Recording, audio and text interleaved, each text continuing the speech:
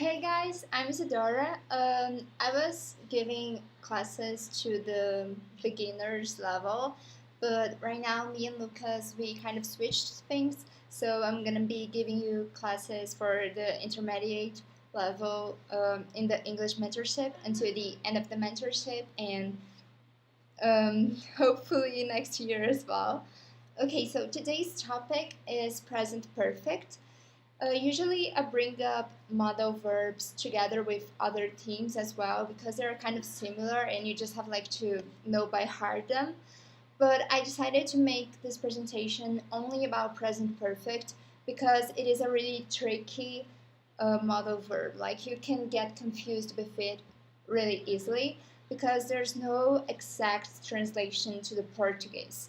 It's like there's no verbal mode for this present perfect in Portuguese. So it's something we really have to pay attention at.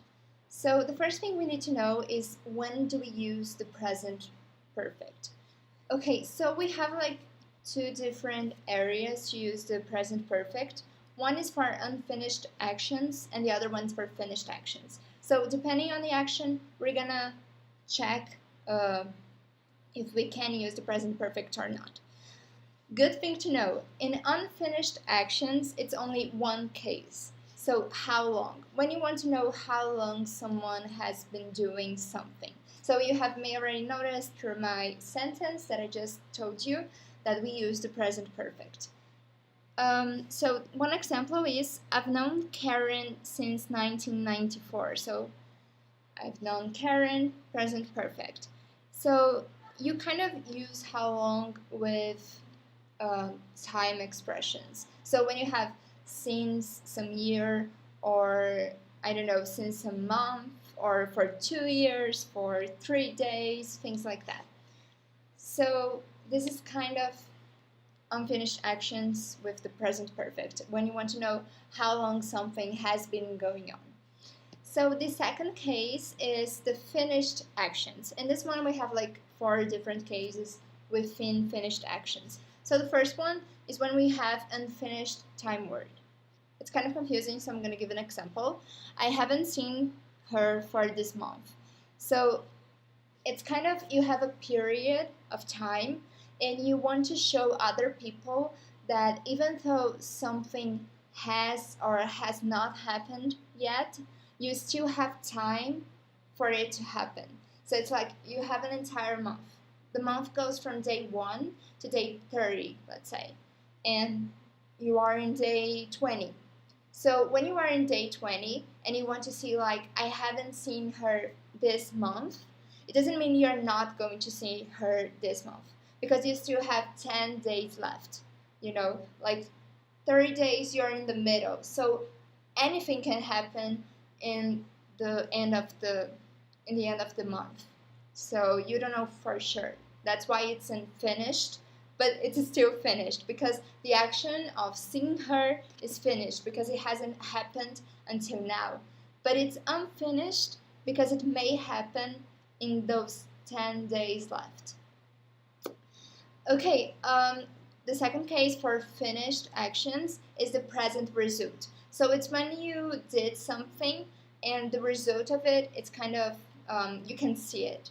It's really clear that you have done something because I don't know, maybe you got out home and it was raining, so you are totally wet right now. So the result is there. Like another example, I've lost my keys and now I can't get into my house. So you've lost your keys. Why do we use the present perfect? Because we have the result. The result is that you can't get into your house because you can't open your door because you don't have your keys. So how are you gonna unlock it? So this is for present result. Okay, third case within the finished actions is for news or recent events. So one example, the Queen has given a speech. So we use this because it's something new, it's a new, but it's also recent. She has just done it. Like it wasn't a month ago, it was like a few minutes ago. So it's something really recent, and that's why I use the present perfect. And the fourth case, and the most used one, so this one you have to pay attention because it's like largely used, is the life experience. If you're confused about whether you should use present perfect or not, think about life experiences. Because of course you should know the other cases, but in case you forgot or had a blank, this one you cannot forget because this one's like really specific for present perfect.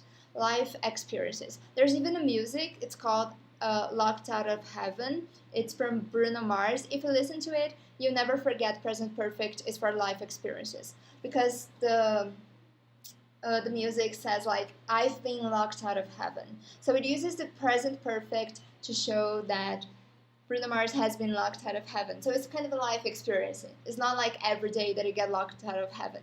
So that's what you have to remember. So another example is a game that we have in Brazil, for example. Have you heard the game Eu Nunca? So this game in Brazil, it's Eu Nunca. However, in America or in the UK, we call it Never Have I Ever. Why? Because we don't want to know like basic stuff. Like we don't want to know if you took a shower today or if you had pizza for lunch. We want to know if you traveled to another country, if you had your first kiss or things like that. We want to know life experiences. And that's why we use the present perfect. Why don't we use it in Portuguese as well? Well, as you may have noticed that I told you before, we don't have present perfect in Portuguese. And that's why we just call it Eu Nunca in Portuguese, but in English it's Never Have I Ever. If you're wondering what this picture is about, Never Have I Ever is also the name of a series in Netflix, and it's kind of really cool. I really recommend you to watch it.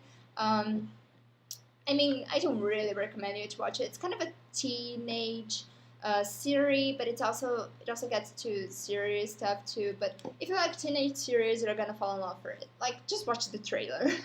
Okay, but let's go to what matters the most: how we make the present perfect. Okay, the first one is the affirmative. So we have the pronoun, the have, and the principal verb. So the pronoun is our subject. It's like I, you, we, he, she, it, they. So we have to know who you're talking about. Like, are you talking about you? Are you talking about her? Are you talking about him? Are you talking about us? So we have to know it because have, which is the auxiliary verb for the present perfect, is always shown. Like, it's always there. You cannot make a present perfect without have. However, you have to remember it's present. So you also have to conjugate have based on the pronoun, based on the subject. So for he, she, it, you're not going to have, you have has. So as you may see in the screen, in the slides, we have I have, you have, we have, he has, she has, it has, they have. And the principal verb, it's not an infinitive. It's on participle. Yeah, it gets confused. Okay, most verbs, we have the past form of the verbs and we have the participle form of the verbs. The participle form, it's kind of o particípio in Portuguese. So the participle of the verb work is trabalhar. And the participle of it, o particípio disso, né, de trabalhar, é trabalhado. For example, eu tenho trabalhado. This would be like the Portuguese, just to get the participle part of it. In English, you would say, I have been working. But the participle itself is worked. So work is a regular verb. It means that the past form is equal to the participle. So if you haven't seen the past simple presentation, or if you don't know the past simple, you may check it. We already have a class on it. I think it was in the beginner's level, but I'm not sure. So just go check because you really have to know past simple, especially for irregular verbs. But let's get to the point here. So if you have a regular verb, to make the participle, you just have to add ed as you do for the most verbs. So most verbs are going to have their past form equal to their participle form. But we also have a lot of irregular verbs in English. And if you have studied past simple and you have checked irregular verbs, you are totally going to notice it. So here, for example, in the first line, we have the verb wear, which means vestir. So the participle of wear is worn. So it's not wear it. We didn't just add ed. We quite completely changed the verb because it's irregular. So these verbs, you don't really get to know what to do with them. You just have to know by heart, you just have to memorize how their participle is going to get. But the summary of the present perfect in affirmative is pronoun, have, you have to conjugate for he, she, it as has, and the principal verb, which gets into the participle form or the past simple form for the regular ones. Okay, so to make the negative, it's really easy. We just have to add not after have. So you're going to say I have not worn a t-shirt today, or he has not driven today, just add the not after the auxiliary verb as we do for all verb times. And the interrogative forms is also really simple. You just have to put the auxiliary verb before the pronoun or the subject. So it would be have I eaten today, or has she been okay, has she been fine, things like that. So if you have any doubts, you can text us on WhatsApp. We're going to do our best to help you. But the present perfect, how to do it, this interrogative, affirmative, and negative sentences are really easy to understand. You just have to focus on when to use it. That's the hard part of the present perfect, especially if you're studying for a name. So just remember, never have I ever. If you have a blank, just don't remember about life experiences, okay? Never have I ever, went to Africa, or never have I ever, actually, you should say never have I ever gone to Africa, never have I ever gone to Japan, or never have I ever,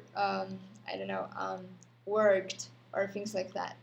So let's just practice now. This practice is more focused on how to use the present perfect, so not exactly when to use it, but how to use it. I'm going to keep talking so you have a little bit of time to think about what you have to do. If you want to pause the video, feel free to do so. I'm going to show you the answers in a minute. So I'm going to tell you the answers and then I'm going to show you the answers. Okay, so the first one, they want an affirmative answer. The second one, they also want an affirmative answer. The third one, they want interrogative form.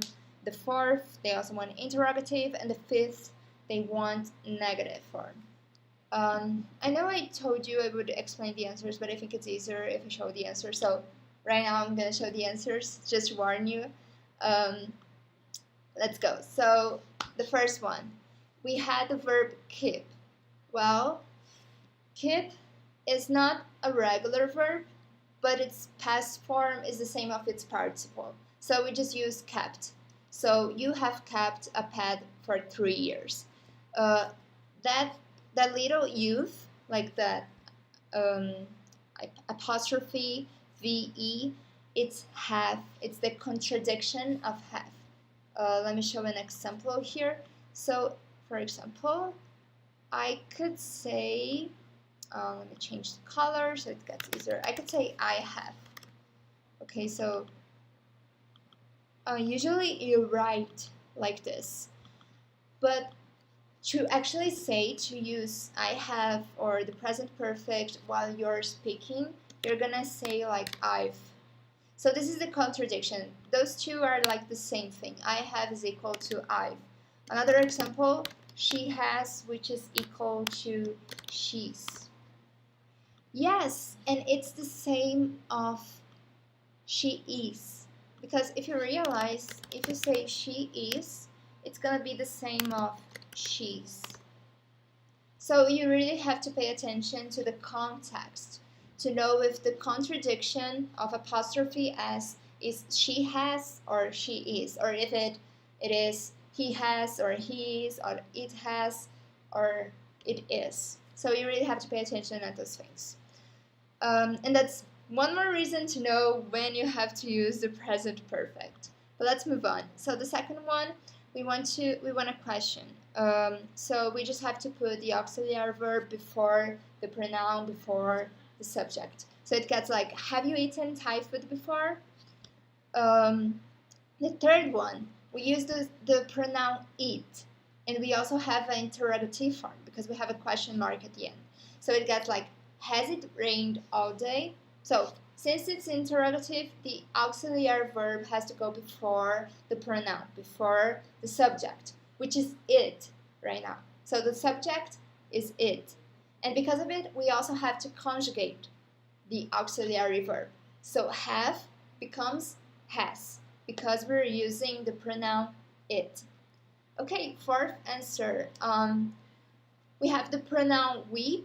We also have an interrogation mark, and you may be wondering, why isn't have the first word in the sentence? Because it's an interrogative, it's a question, it's an interrogative form. Why isn't the first word?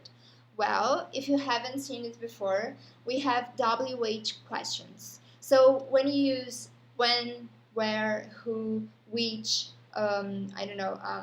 what, when we use those WH questions, how as well, we have to put them before, and then we continue the sentence as always. So the WH question always comes first, and then we would have after the auxiliary verb, have, and then the pronoun, and then the complement. So who have we forgotten to invite?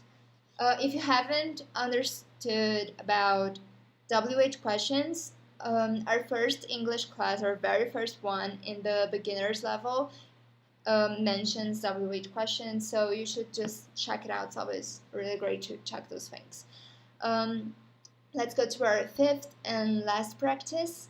Okay, we want a negative sentence. So as we've seen before, we just have to add not after the auxiliary verb. So it's gonna get, we haven't heard that song already. But now you may be wondering, haven't, what's that? So as we made a contradiction for I have or she has or things like that, we also can contradict the verb have with not. So I'm gonna show you how it gets in the left side of it. So let's say we want to say have not. Have not is the same thing of haven't. And you may also want to say has not, which is also the same thing of hasn't. So these are like contradictions in the present perfect.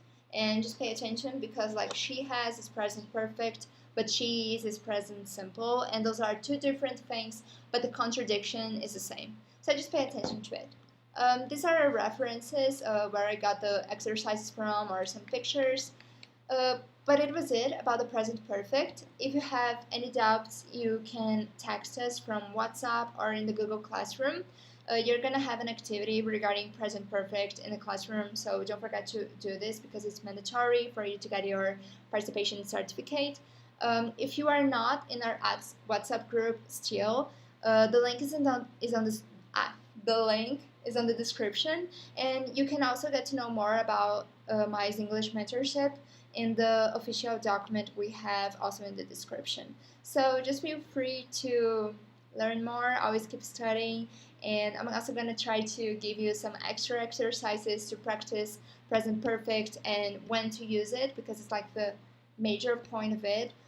If you haven't understood some parts because your English or your listening is not that well, but you want to know about the present perfect, you can also text us on WhatsApp, and we are really willing to help you, so feel free to reach us. And I don't know, I think it was it for today. If you have any questions, don't hesitate to contact us, but thank you so much for your time, and bye!